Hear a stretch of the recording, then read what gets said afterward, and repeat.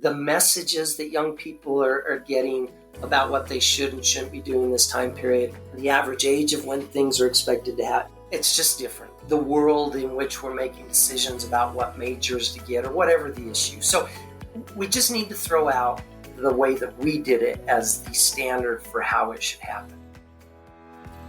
Hi everyone, this is Denise. As you know, it's summertime, and we're taking a little break and sharing some of our most popular episodes from seasons 1 and 2. You might recognize the voice you just heard as Dr. Larry Nelson, the president of the SSEA, or the Society for the Studying of Emerging Adults. This is our first repeated episode this summer. We chose this one because we really think it underscores the importance of the topic. If you listened, you might listen again since it's been quite a while. And if you haven't listened, we hope you will. So let's get started.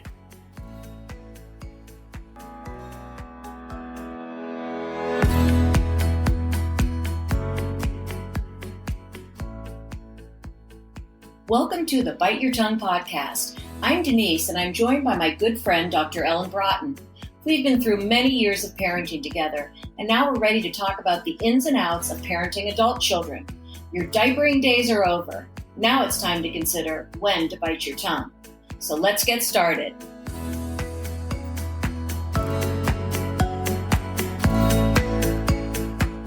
Hello, everyone, and welcome to Bite Your Tongue, the podcast. I'm so thrilled Ellen is joining me today, even though I'm not sure she's quite done with her book. Ellen, you can fill us in. I'm anxious to hear how it's going. Ellen is in Prague today, so fingers crossed all of our sound works. Well, everyone, this is an episode we've been patiently waiting for. You know, when we started this podcast, it was on a whim. We had absolutely no idea that the emerging adult stage of life is actually a stage of life researchers are spending a lot of time on these days. There's actually a group that was formed a few years ago called the Society of the Study of Emerging Adulthood, or SSEA. SSEA is international, and it's an organization that focuses on theory and research relating to emerging adulthood. They estimate the age range to be approximately 18 to 29 years. So, Ellen, this certainly confirms our thought that this is quite a timely and important topic. It sure does. And it also goes along with what I said when you told me you had this idea for this podcast, which was brilliant. And I said, there are many experts out there in psychology, and I am not one. And you should get someone who's an expert to be talking about this. And we have that today. And I'm so excited to hear what he has to say. I have so much to learn, even though I find that in my clinical work that adulthood lasts long into the 20s, and that it's the number one problem that I deal with as a clinical child psychologist. Actually, young adulthood is the biggest issue that I deal with. And it's because we don't have a lot of answers for how to parent young adults.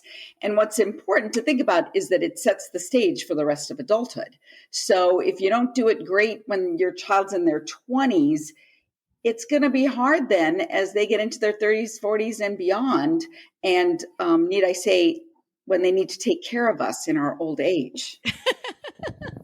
Well, that's why we've got Dr. Nelson with us today. So let's get started.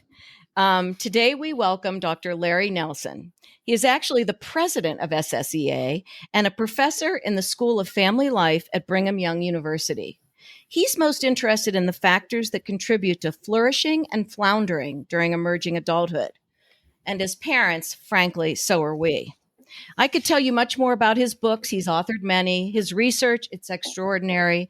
But instead, let's welcome Dr. Nelson and ask him to tell us a little bit about yourself. Welcome, Dr. Nelson. Can you tell us a little bit about yourself and how you found yourself so interested in parenting the emerging adult?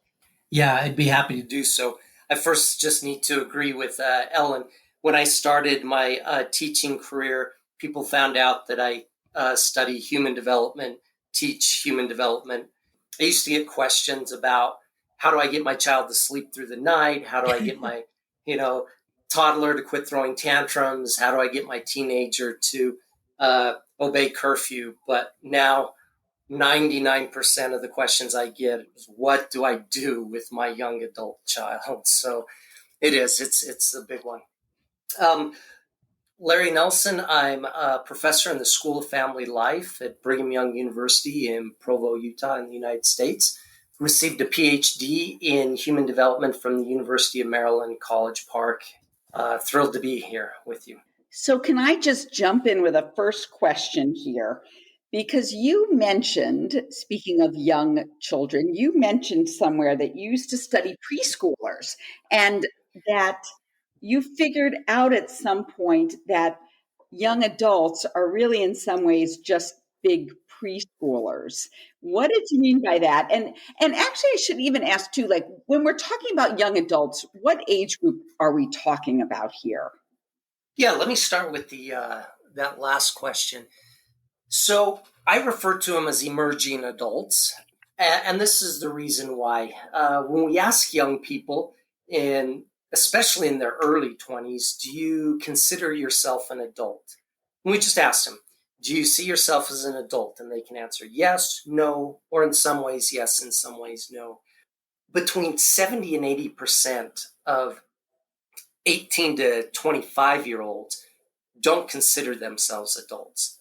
And when we ask their parents, the same numbers don't think that their 18 to 25-year-olds are adults yet. So if they don't think they're adults, we can't call them teenagers anymore, obviously. But if by their own acknowledgement they're not adults, even calling them young adults didn't seem to fit. And so the term emerging adult was coined by developmental psychologist Jeff Arnett. And so I like that term. Yeah, my whole doctoral program was focused on studying young children, meaning 3 to 7-year-olds, social and emotional development. And people would often say, why do you study young children? Teenagers need our help. My response was always, if we can get children off to a good start while they're young, then we can carry them through on a good trajectory through childhood and adolescence. If we wait until adolescence, it's kind of too late. Well, as I started to study this transition to adulthood and emerging adults, which, again, the time period is 18 to 29, and we can discuss that a little bit. But I found myself really enjoying studying this, and I asked myself why. And it just dawned on me. I'm like, because they're just big preschoolers again, meaning just as those early years kind of set the trajectory for the school years, childhood and adolescence, what young people do in the third decade of life sets the trajectory for what comes next, positive or negative. Wow. And that's why I became so fascinated by the time period and why I consider emerging adults just big preschoolers. That's really interesting. I never thought of it that way. When I read that, I was thinking they were messy with their finger paint still or something. I didn't think of it as really setting the stage. Because I think as parents of young adults or emerging adults, we were hoping that the stage was set. We had no idea that the stage was still being set. And I think that's what you're kind of uncovering. So that's very interesting. Just to get the elephant out of the room here, you're a professor at Brigham Young, and the student body at Brigham Young is 99% members of the Church of Jesus Christ Latter-day Saints, and the faculty is about 97%.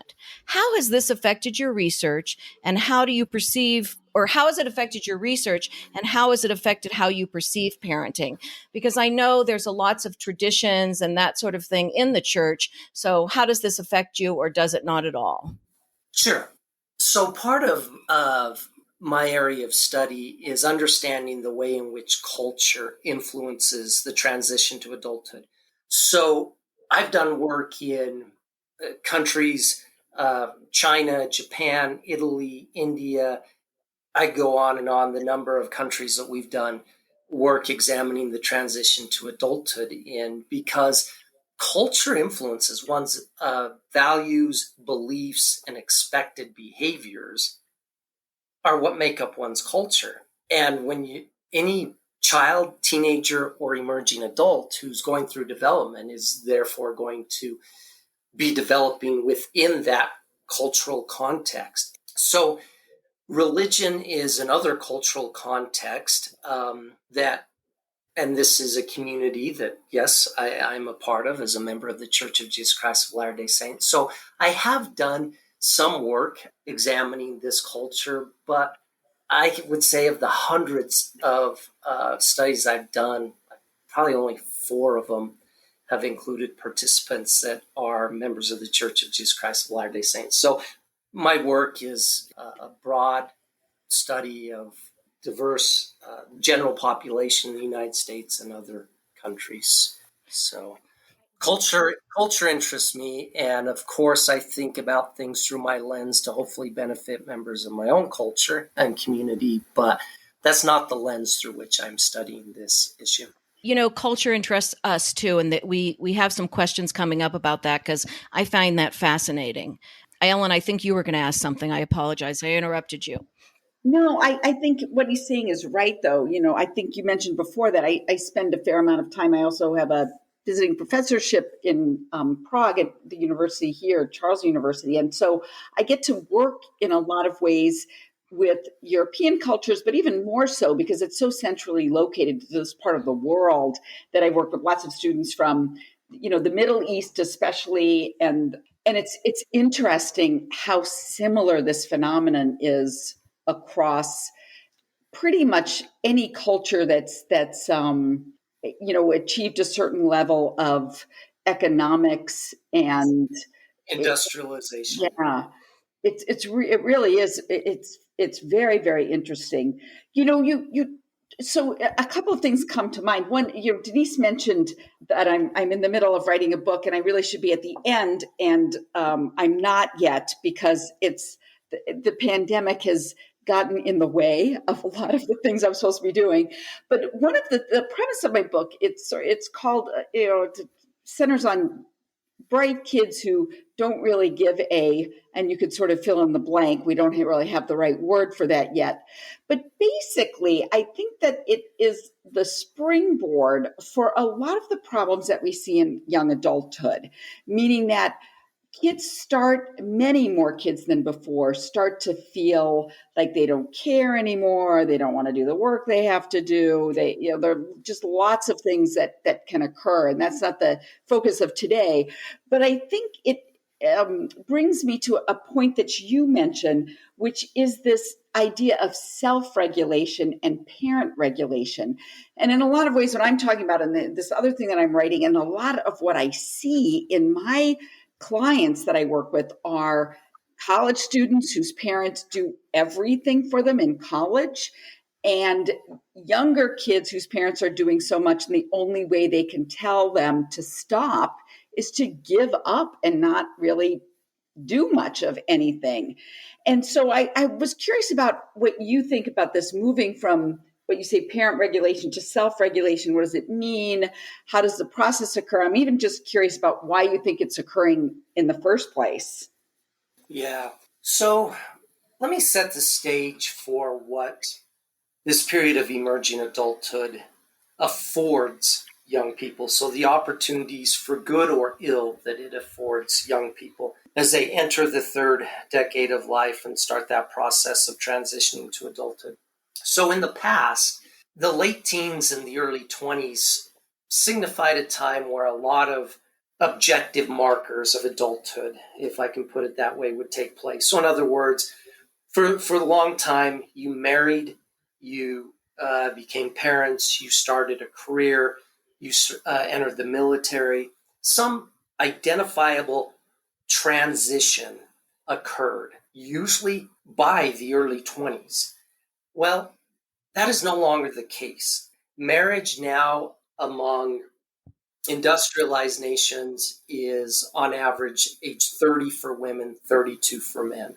We know that the amount of education required to get a job for self-reliance, it takes longer. It takes more education. It takes longer. So there's just this extended period of singleness and not yet financially independent. All right. So why is that now a concern, or why are parents now so important in this? Well, there's a biological component. We know that the brain isn't fully developed until, on average, the mid-20s.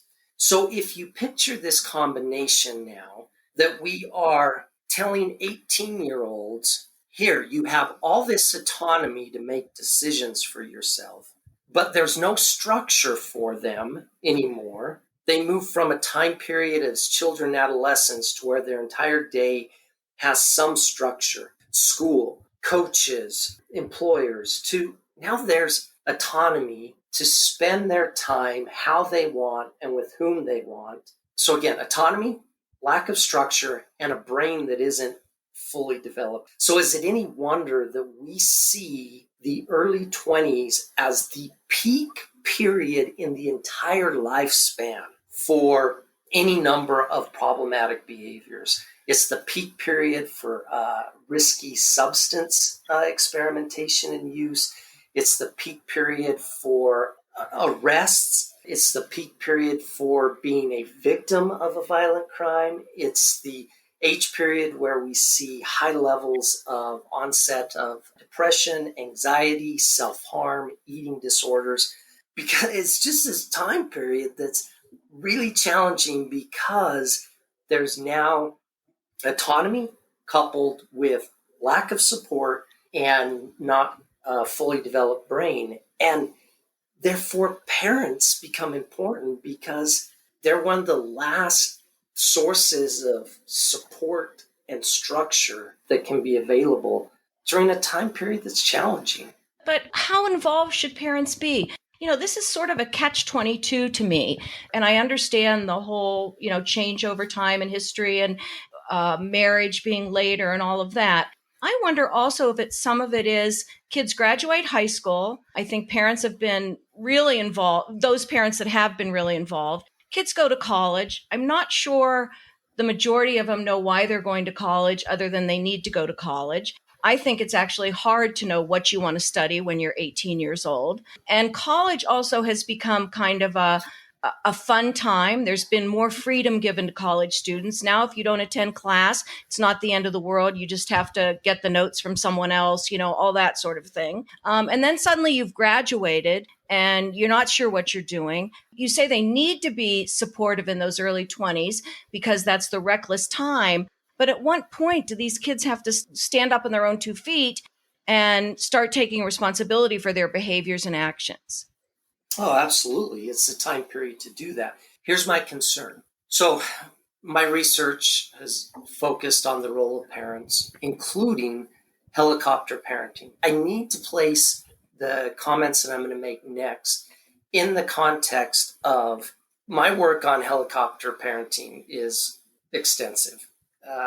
I'll just put it that way. It's extensive. I know the dangers and I know the ills of doing for your emerging adult children what they developmentally can and should be doing for themselves.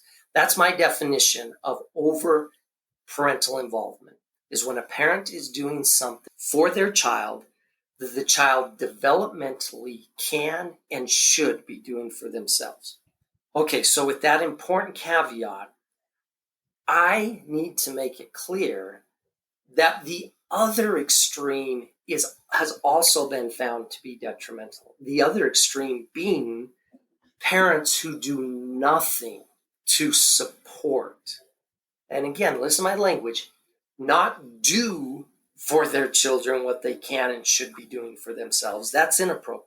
But they're not providing any support whatsoever. Those young people struggle as well. Because the issue that I have with how we often look at the role of parents in the transition to adulthood is I think this is one of the only transitions in the life of a child that we use an age rather than a skill to determine our involvement. What do I mean by this? We would never, I think the majority of parents would never have a child on her 4th birthday say, hey, you're 4 now, so good luck with going out and learning how to ride a bike. We don't do it by age, we do it by the skill. We take that child, we start off with some training wheels, then we take those training wheels off, We hold and stabilize the back of the bike till they get going, and then we have to let go of the back of the bike or they'll never learn how. But we don't say to a 4-year-old, hey, good luck with that. We don't say to a 18-month old, hey, good luck with that talking thing, handle it on your own. We don't say to an 11-year-old hitting puberty, hey, you're 11 now, good luck with that whole puberty and learning about sex thing. We take the skill that is needed to be developed and we model, we teach, we support, and then we let go of the back of the bike. So it just is odd to me that we take the magical age of 18 and say, you're 18, go for it. You're on your own, as opposed to what are the skills that are needed in the transition and turning much more of it over to the child. They need to start doing that, but still, if it's in the area of finances, teaching those skills, which hopefully you've started to do much before age 18, but you're continuing. The study skills that may be needed. What support and assistance can I provide? I'm not going to do the homework for my college student. I'm not going to talk to their professors. But if my child comes to me, and that's the difference between parent regulation and self-regulation. If a child comes to a parent and says, can I bounce some ideas off you? I've taken these 3 classes and I'm really starting to think this is an area that may interest me. Am I missing anything that I should be considering? Do you see who's driving this? It's the child, but that parent is there because they've been asked, able to provide some support. Have you thought about this? Have you gone and talked to an advisor, given some advice that the child can then use and then go and use their autonomy, accept that responsibility? I don't know why this magical age of 18 that we think the role of a parent is done. Oh, go ahead, Ellen. Oh, no, I didn't want to interrupt, but I think I might ask what you're going to ask, Denise. I'll be curious if this is the case, because the thing that I know I want to ask, and anybody who's listening would want to ask, well, why did it work so well for us then?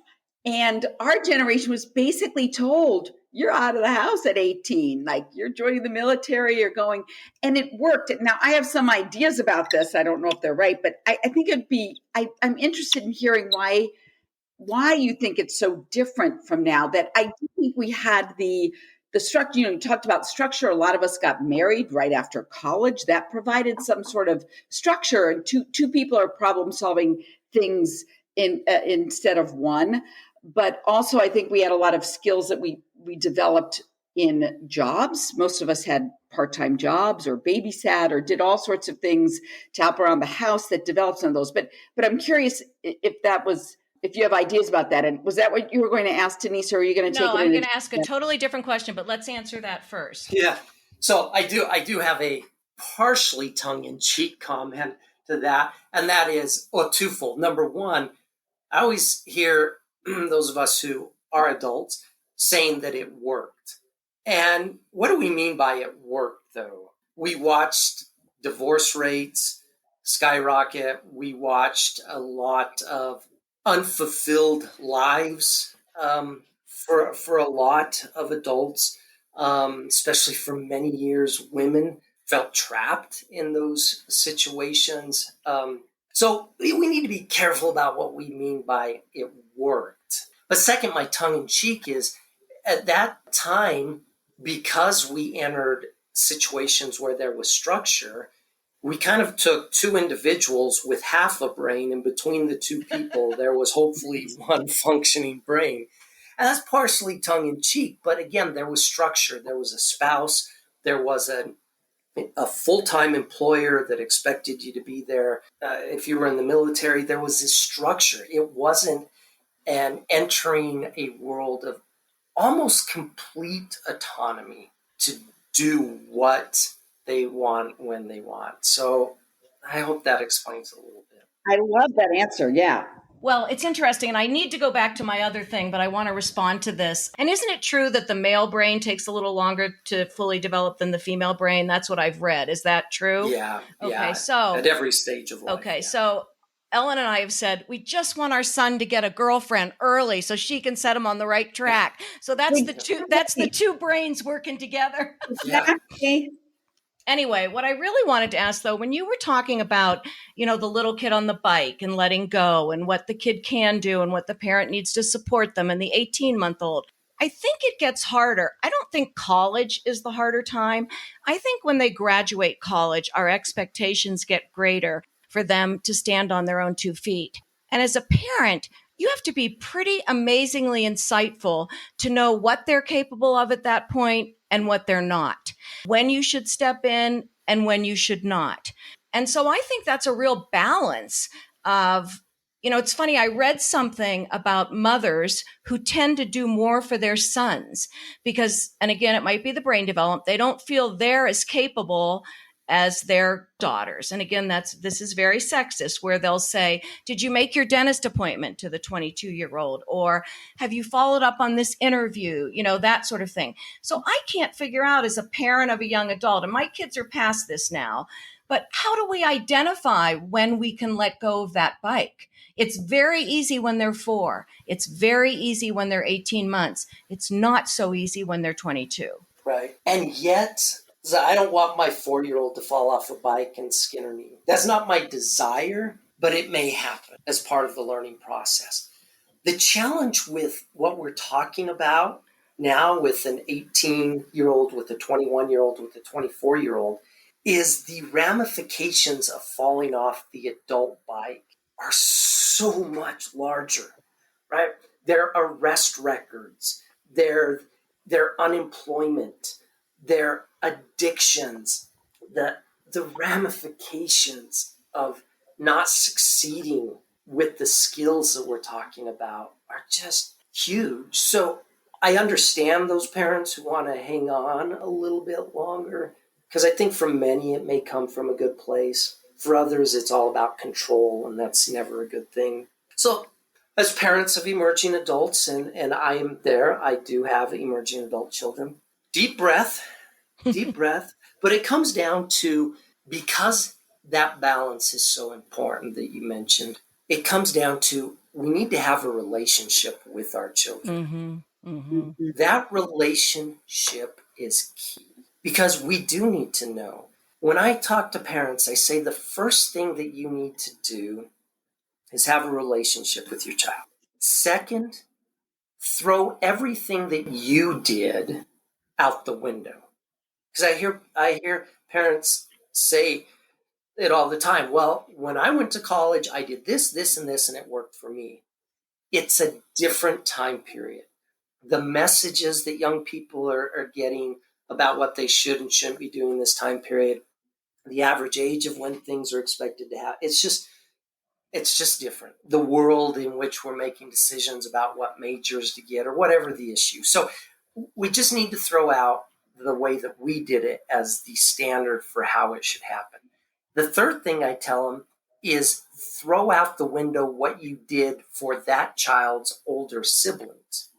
And what I'm getting at with that is, if we say, well, hey, this worked for your big brother, so it's going to work for you, we're missing the opportunity to see every one of our children as an individual.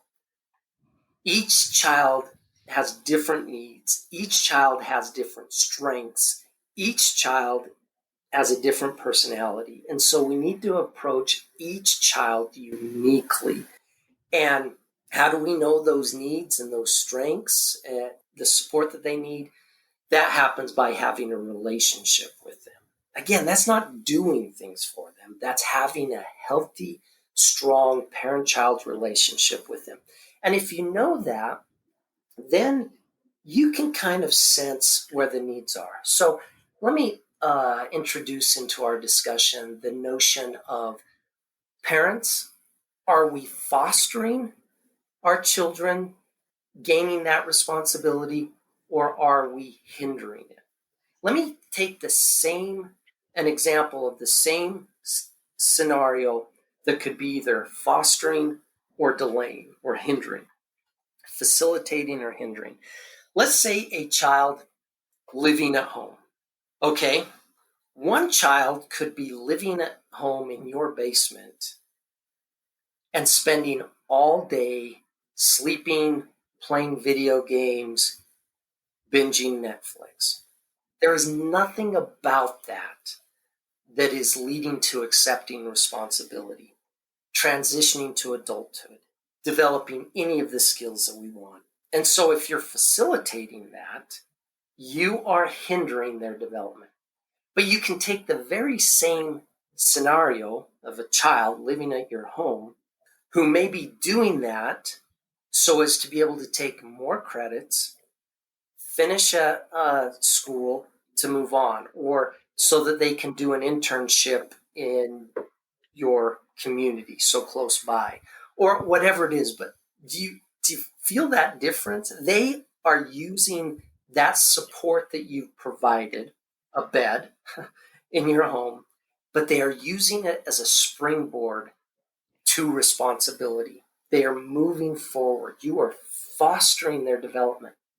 Same scenario, child living in your home, but in one way you may be hindering their progress, but in another way facilitating their taking on responsibility. I have to say, do you know both Denise and my kids, because we needed to hear this from, right, Denise? Am I right? Yeah, Like, yeah. like we have, of course, because we have, our kids are all different, and what we learned with one, we cannot apply to another. And so the only way we know what they need is that relationship with them. But I want to know I hear this a lot. And parents are scared to sort of take charge sometimes when the kid's in the basement playing video games and watching Netflix. Mom's still doing the wash. Mom's still and it's usually mom still making the meals. What can the parent do to gently, that means, keep the relationship intact, but gently move them to flourishing rather than floundering? Yeah. So if we take those of us who study parenting and work with parents, understand that we probably group everything we need to know into three areas of parenting. One is the amount of love. I'll put it that way. Warmth, support, we'll just call it love. The other is control. I don't like that word. Within this, it would be rules, expectations, boundaries. And then the third thing that parents need to do is they need to grant autonomy, freedom to make a choice to their kids. Okay, when children are very young, the love is absolutely essential. The control is going to be high because a child, let's take a 2-year-old, does not have the cognitive, language, social, or emotional skills yet to make wise decisions. So parents are going to be very involved with a lot of rules, boundaries, and expectations. However, autonomy granting, giving freedom to make choices, still needs to be there because that's how they learn to make choices. And so, for example, with very young children, you may have a rule of at dinner, we eat vegetables. No discussion, we eat vegetables at dinner. But then for them to learn to start making choices, you may say, so what vegetable would you like? So there, the expectation of a healthy meal is met, but the child gets to choose. You may have bedtime. Listen, at your age, bedtime is this time. No argument, it's time for bed. Okay, and there are reasons for that. Health, all of those issues. But then you say, I want to start giving you some choices. So what pajamas would you like to wear? What book would you like it read? And who would you like to tuck you in?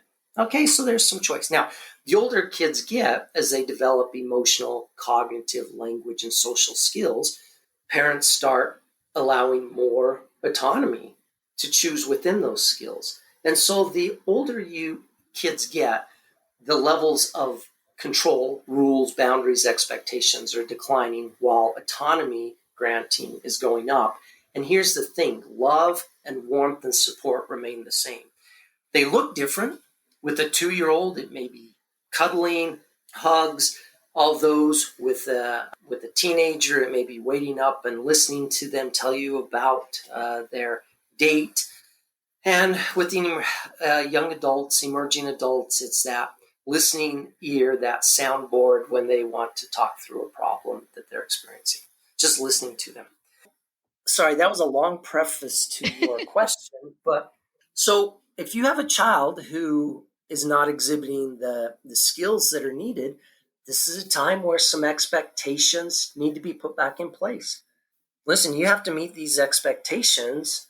And so that may be, if you're going to live in our house, your laundry, you need to be out of the house seeking employment or something. So there's some expectations. Do you hear how that's different? You don't even need to do that as a parent if the child is only, quote unquote, only living at your home as a way because they do have the job and they're wanting to take more credits to finish. And so you don't need to put more boundaries and expectations and rules in place because they're on their way. But if the child isn't, guess what? It's time to start putting more of those in place and And that following becomes through. much harder as they get older, I think. It does. I'm going to switch here too, because this brings me into these the ethnic backgrounds. I was very close to a young Hispanic girl who I mentored for many years, who came from a first generation family. She was the very first to graduate high school in her extended family. Her parents had her when they were 15. They were probably one of the most loving families I ever worked with. The parents went on to have 3 additional children. The parents were highly engaged, but there really were no expectations set for these children to move out of the house or be independent. So the young girl I mentored is probably about 25 or 26 now. Then she's got 2 other sisters in their 20s, and then a young son probably in middle school. I felt like this was a cultural thing with them. And I'd love to hear the different ethnic backgrounds you've examined, some of the findings, and what you see working and not working in certain scenarios. What can we learn from some of these other cultures and scenarios, and how it would apply to many of us? Yeah. Good question. So one culture that's pretty fascinating is the Italian culture. In Italy, it's quite normal for emerging adults throughout the 3rd decade of life to live at home, especially men. In fact, there's been a name given to this hotel families. It's just so common for young people to do this. And so the transition to adulthood is occurring within the family. Too often we think about gaining responsibility and taking on adult roles in many Western individual-focused cultures as transitioning away from the family.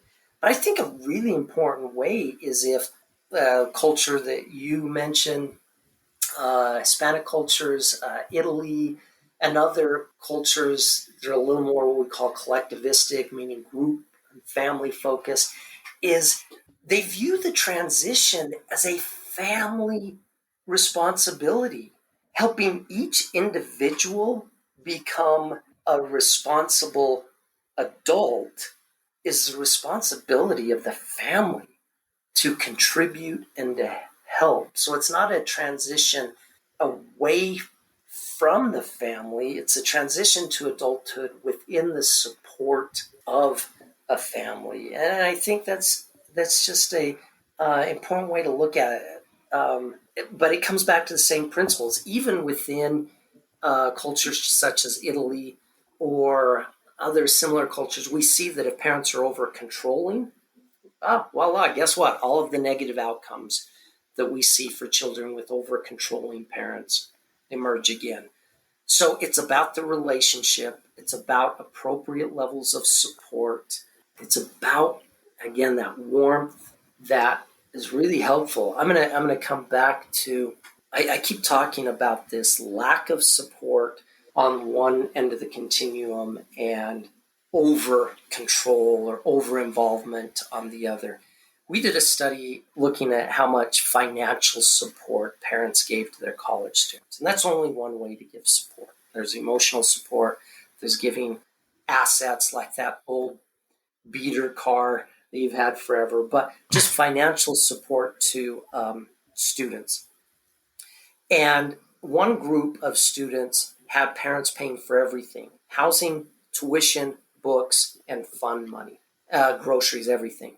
That group was doing the worst. That group, because the kids had no skin in the game. Mm-hmm. They had no investment in their own college education, and so they weren't engaged in school. They were engaged in the highest levels of risk behaviors, so drugs, alcohol, unprotected sex, all these negative outcomes. They were doing terribly. But the other group that was doing poorly was the group who had no support financially. So we know our work and others show that those who have no support whatsoever financially, they have the highest dropout rate. And if they do graduate, they have the lowest starting salaries because they may have a college diploma, but they haven't built a resume. They didn't have time to do internships, work with professors, be engaged in campus activities and leadership opportunities. So when they apply for a job, an employer is looking at two individuals with degrees, but the resumes aren't equal at all. And so parents may say, you're on your own because that's how you're going to develop all these things. But in the end, not giving any support or what I refer to as transferring resources actually sets them up to fail. So once again, either end, and again, I'm sorry, I go off these tangents to be able to answer your questions. We see in cultures that value family involvement. That's okay. Support, encouragement, warmth, that is not the same as doing for your child what they can and should be doing on their own. So can I just say how much I love what you've really, at the essence of what you're talking about, which is really relationships and love. Yeah. And if we can kind of frame a lot of our decisions and a lot of the anxiety that we have in those terms, I think it would be so helpful for so many of us. Now, I know we're almost out of time, so Denise, stop me if this is not No, go ahead, because I've got a couple other questions I really want to get addressed, and I don't mind the tangents, so go ahead. Well, one of the things you've touched on, even just in these last few questions, is this idea of college. And I do feel like this is a big source of difficulty with young adults. And I have changed my viewpoint completely from I will help any child get into college, not help them in terms of, like paying somebody, but, even as someone who helps children with learning disabilities to help them find the right accommodations, the right kind of tutors, exactly what they need in order to be able to do that if they want to. And now I'm realizing that that's a big pressure for a lot of families. And I see it in families of kids who aren't making it in college. And that's a really bad launch into the 20s when parents have put so much emphasis on that. And then there's not a whole lot else to do in some ways, or if families often come to me thinking there's nothing left for him or her because they're not in college. What do you think about that? Does this play a role in any of these decisions? Yeah. Once again, just as with my comment about looking at age 18 as the important age to start doing things, it's about skills, developing the skills to be a successful adult. So likewise, how we think about college, we should be taking the same mindset. Every college degree is not equal. We need to be thinking about what are the outcomes that we want and what is the fit, the perfect fit for our child. And there's not just one perfect fit, but a good fit for a child to reach this. What are the skills? We want our child to be able to be financially independent. And if this child going to college, they're not going to make it, that's not helping them reach that goal. So if a different route, a trade, it's scary, entrepreneurship, something, but if that's the fit for that child to reach our goal isn't a college diploma. Our goal is the child being financially independent and happy. Now and I was just going to go on to some of the other ones. We want them to be able to do well in relationships. Yeah. Mm-hmm. Okay. And so what are the skills that we're teaching and conveying and helping our children to be able to achieve that goal instead of being focused on the age that is right or wrong to marry and trying to apply that to everybody. Instead, it's what are the skills to help my child have successful romantic relationships? What are the skills to help my child not only get a job, but be able to maintain a job because of the social and emotional skills that they have to do well in the workplace? Okay, I want my child to be able to be emotionally healthy.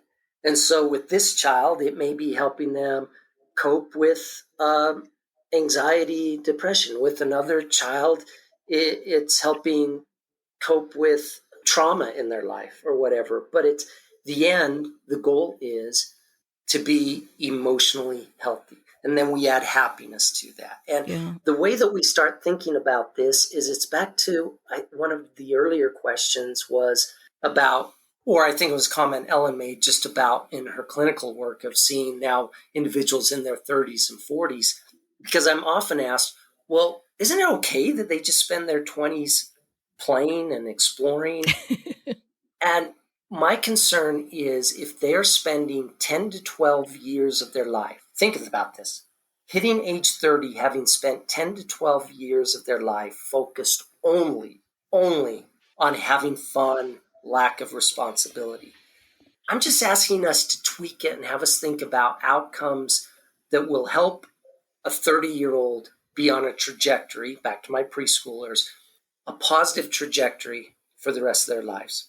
And so that's about the skills of financial independence, emotional well-being, being able to succeed in relationships. So if we quit getting caught up into the only way to succeed is a one-size-fits-all approach, meaning when one should marry, a college diploma, et cetera, and focus on what skills am I helping my child will acquire so that they're on this healthy trajectory in many areas of their lives: financial, relationship, social, emotional, physical health, financial, as they hit their 30s. So the 30s become about thriving as opposed to having to renovate your life already at age 30. That was really beautiful. I want to make one comment, and then I want him to address one more question, Ellen, and then we'll get to our closing. Okay, real quick here. When we were talking about the ethnic backgrounds, and you were talking about the Italians, and we were talking about the Hispanics, and I've worked with a lot of Chinese families too, and they all live together in that collective environment that you talked about. I really started thinking about COVID and how so many kids came back home. I felt there was a little bit of positive going on in that. The families everyone was working. Typically, I'm talking about kids that have already flourished. Everyone was working, but everyone was together. And there was a little bit of warmth that I felt developed in a lot of families during that period. I just wanted to sort of make that observation. Now I just want to ask you, in your book, Flourishing in Emerging Adulthood, Positive Developments During the Third Decade of Life, you identify key traits of kids who flourish and those who flounder.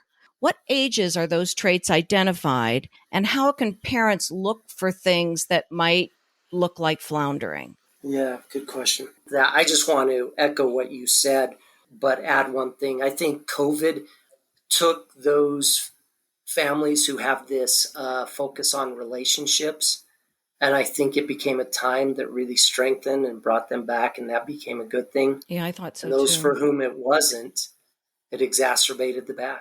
Isn't that I think interesting? I think it just underscored everything that we're talking about. Healthy relationships are what we're after, and the rest kind of sort itself out. And indeed, now to answer your question, some of the things that we see of those who are flourishing, guess what? First and foremost, they have a positive relationships with their parents. Yep, there it is. There it is.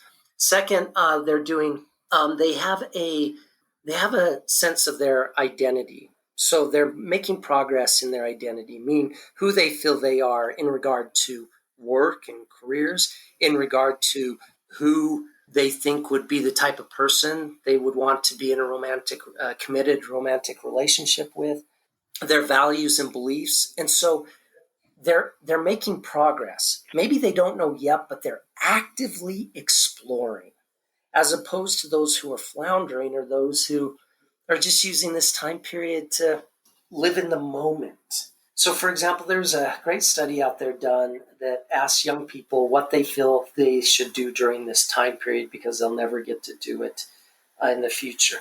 And the first 6 things on the list are things like party, travel, explore sexually, enjoy not having a full-time job. I mean, listen to these responses that they feel they should be doing. If you're doing that for 10 to 12 years, how do you develop the things that we're talking about, responsibility, skills?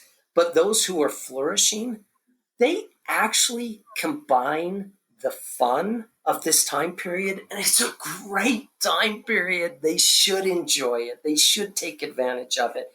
But they do what they do in regard to fun and travel and friends, but they do it with an eye towards the future. Yeah, that makes perfect sense. They believe at the same time that they're planning a trip somewhere, they also recognize I need to couple that with some service, a volunteer experience. I need to learn how to manage. So they do what they do, one foot in this time period, but one foot, as it were, already in the next, meaning they've got an eye towards it. And that's the balance between those who are, for those who are flourishing, and those who are floundering are living only for the present. And that present will one day be age 30. And they will be no closer to having arrived to where they need to be as adults than they were when they hit the 20s, because they didn't do anything in the 20s. But those who love their 20s, but with an eye towards the 30s, and have the support of loving parents, not to do things for them, but to help them with that skill development as needed, are the ones who will be thriving in the next stage of life. That was terrific. Ellen, what do you think? Usually we ask our guests to give us a wrap-up statement or 3 suggestions for parents, but I sort of feel like he just did that. What do you think, Ellen? I do too. And I do think that we've got to think relationship. Yeah. And we don't tend to do that. We don't tend to put that first. We have our tasks as parents that we want our kids to accomplish, or our list of musts. And that's not always their list, and it's not part of a good relationship either. That's exactly right. Well, we're going to wrap up. And Dr. Nelson, we can't thank you enough for joining us. I just reached out to one of your associates on a fluke when I read some things in the Washington Post. And we're so honored that you took the time to respond and that you joined us today, because I hope that this will help our listeners understand this stage of life a little more, and all of us recognize how important it is and how the relationships we start early keep going as our kids become young adults. It was a delight. Thank you for having me. If there's ever another opportunity that you'd have me back, I'd be happy to do so. It's been a delight. Thank you. Thank you. We'd love that. Well, we hope you all enjoyed listening to Dr. Nelson as much as we did. A lot of eye-opening information about this stage of life. Again, when we started this podcast, we had no idea that this stage of life was so important. We're so anxious to hear what all of you think. Please let us know on our website or even through email at biteyourtonguepodcast@gmail.com. And I can't believe that we've just wrapped episode 10. I'd never thought we'd make it through episode 2. It's because of you, and we can't thank you enough. There's a lot more coming up. We think you will absolutely love the next episode that drops in 2 weeks. We actually speak to 2 young adults. We will get the inside scoop on how they feel when they consider themselves adult or not, and a lot more. Again, please check out our website at biteyourtonguepodcast.com and subscribe to the podcast on Apple, Spotify, Google, or wherever you listen to your podcast. Thank you again to Connie Fisher for editing. We couldn't do it without her. And remember, as Dr. Nelson says, our relationships with our adult children continue to really matter a lot. So sometimes you just have to bite your tongue.